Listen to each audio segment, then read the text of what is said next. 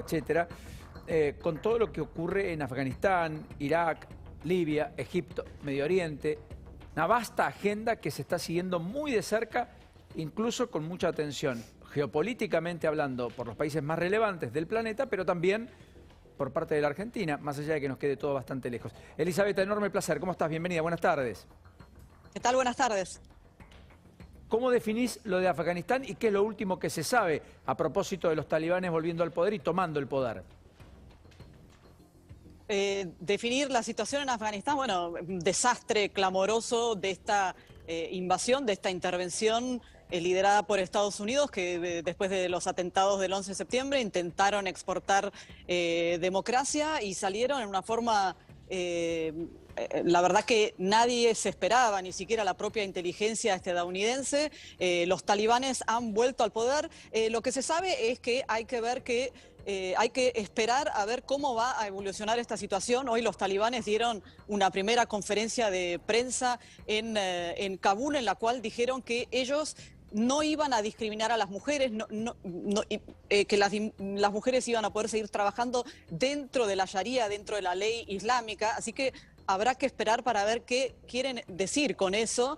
Por lo pronto, otra buena noticia de hoy es que, y eso estaba también presente en Twitter, que después de 4 días que ninguna mujer periodista había aparecido presentando programas televisivos, Tolo News ha vuelto una presentadora a presentar noticias, no solo a entrevistar y no utilizando la burka, que es el espanto, el horror que habían impuesto los talibanes cuando también tomaron el poder entre 1996 y 2001. Así que bueno, creo que hay que esperar un poco cómo evolucionan.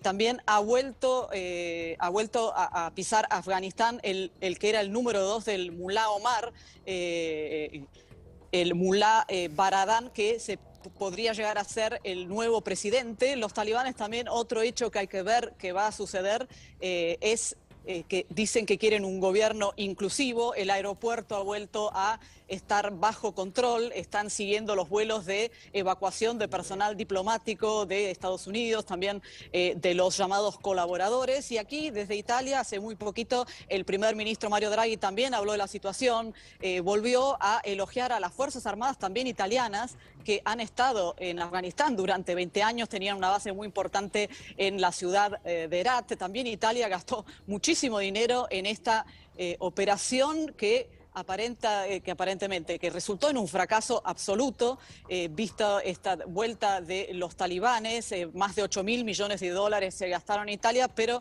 el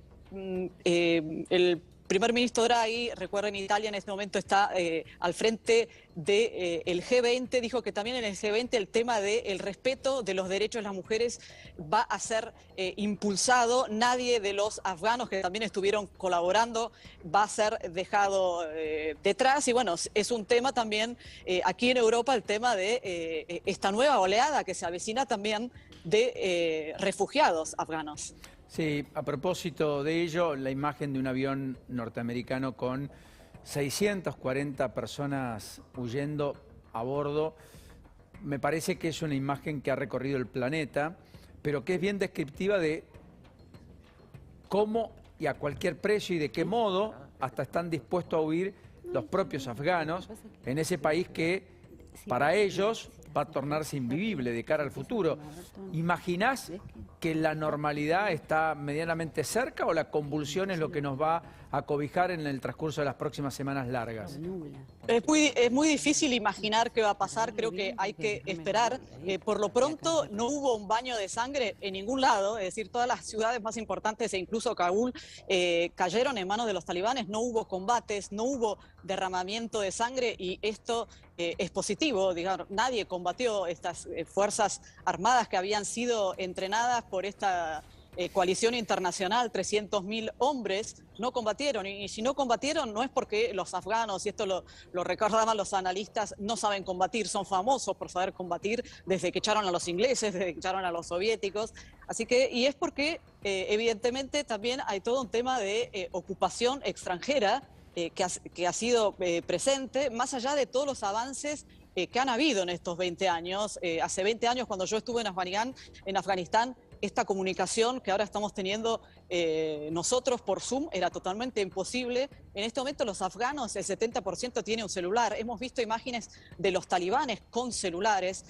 Los talibanes, como te digo, han dado una conferencia de prensa, están diciendo que no van a discriminar a las mujeres, están diciendo también que Afganistán no va a seguir, no quiere tener enemigos, que no van a cobijar terroristas. Todo está por verse, todo está por verse. Ellos en esta conferencia de prensa también dijeron, nosotros hemos liberado a Afganistán de los ocupantes, y esta es otra realidad, porque había una fuerza ocupante en Afganistán que sí es verdad, quiso transmitir y los valores, quiso ayudar y ayudó también en todo lo que es el tema educativo, sobre todo de mujeres, y hay una población muy joven, sobre todo en los centros urbanos, que está educada y en eso es donde creo que tenemos que ver y poner un poco las esperanzas y ver cómo procede esta situación. También hay un tema, como hablabas al principio, de geopolítica.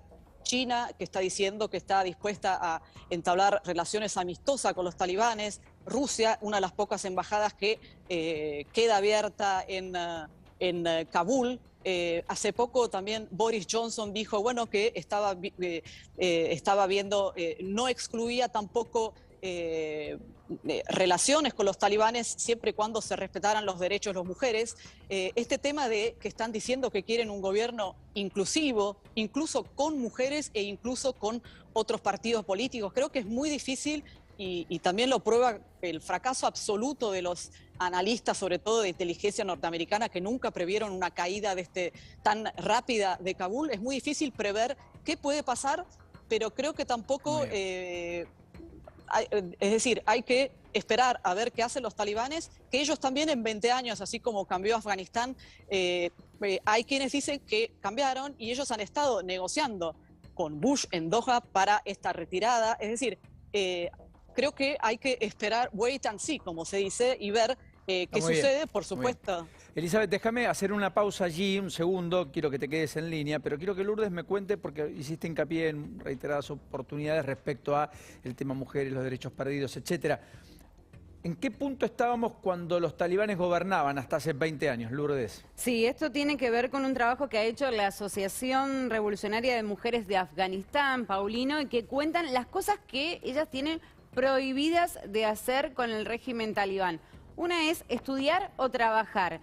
¿Qué es esto? Hacerlo fuera de la casa. No pueden estudiar ni trabajar, no pueden salir de su casa bajo ningún aspecto, ni subirse un taxi, salvo que sea con su esposo, porque obviamente no pueden tener amantes tampoco. Cualquier mujer que tenga un amante puede llegar a ser totalmente lapidada y perder la vida.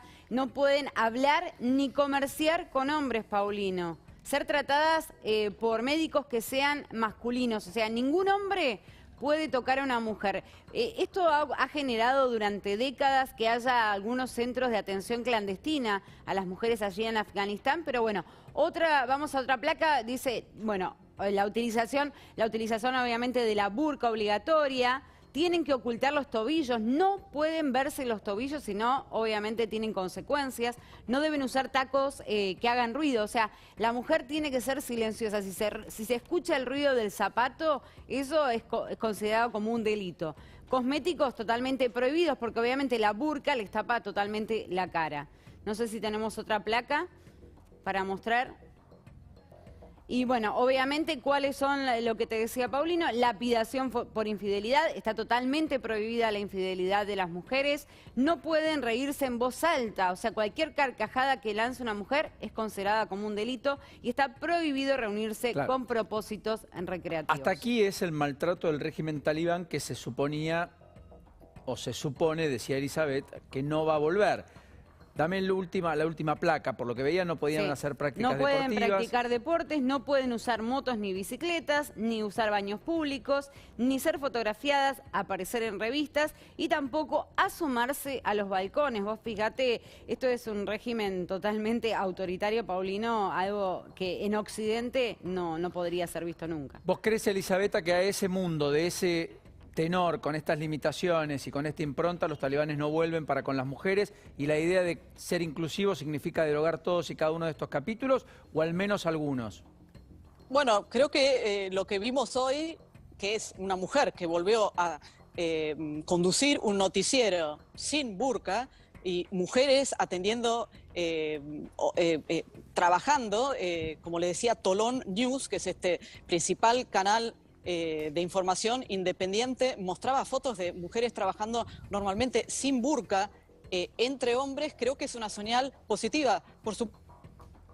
Pero sí, lo que sí se sabe es que cuando los talibanes hicieron esto, no había, al menos en zonas urbanas, la cantidad de mujeres instruidas como hay hoy, después de 20 años, de niñas que sí pudieron ir al colegio e ir a universidades. Así que ellos esto lo saben perfectamente, y por eso tienen este discurso seguramente moderado que están teniendo. Han incluso dicho en esta conferencia, esta primera conferencia de prensa, que este vocero de hoy, que no iban a discriminar a las mujeres. Es decir, que creo que esas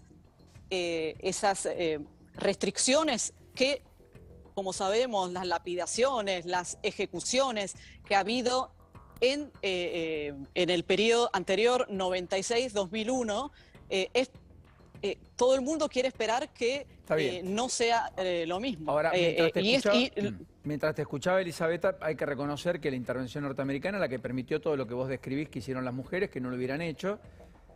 Por lo tanto, efectivamente fue un baño de libertad, en algún punto. Por supuesto que fue un baño de libertad, un baño de transformaciones en infraestructura, como decíamos. El tema de las redes sociales, con redes sociales como las que hay hoy, es difícil que quizás este régimen talibán pueda soportar, porque además va a tener que tejer, no puede quedar un paria internacional. Han dicho que quieren relaciones con otros países. Los otros países no van a tejer relaciones con talibanes que le niegan a una mujer a ir a la escuela. Es decir que no puedo decir qué va a pasar, pero las señales que hay es que va a haber un cambio, y que estos 20 años probablemente también pasaron para ellos, siempre y cuando quieran el bienestar de la población afgana. Esto es lo que puedo decir por lo que se vio hasta ahora. Elisabetta, gracias por esta deferencia y delicadeza para con nosotros. ¿Mucho calor allí? En este momento, que como verán que está atardeciendo y por eso ya casi no me ven, bastante mejor, pero hubo 33 grados y más hoy en Italia. Antes de perderte, chao, a la distancia.